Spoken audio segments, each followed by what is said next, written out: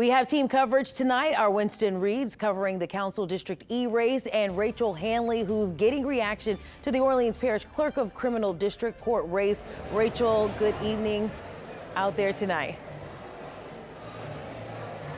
Good evening. Yeah, hi, we're on Chapatula Street at the Urban South Brewery.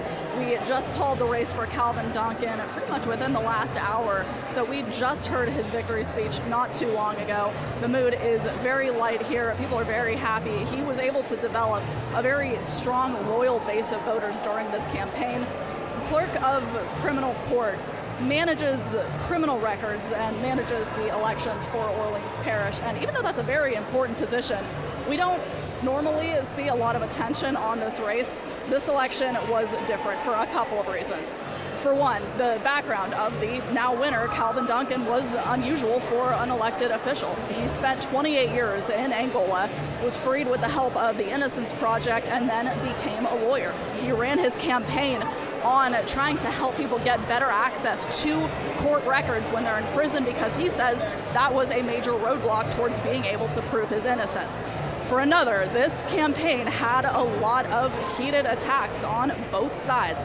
But now it is over, and we just spoke with Calvin Duncan a moment ago. I asked him how he feels about beating the incumbent, Darren Lombard. This is what he had to say.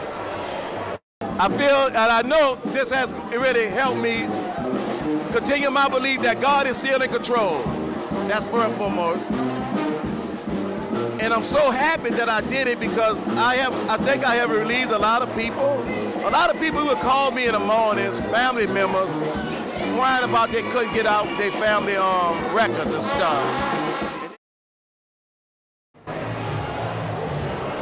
Now, I asked him what his top priorities are going to be whenever he takes office.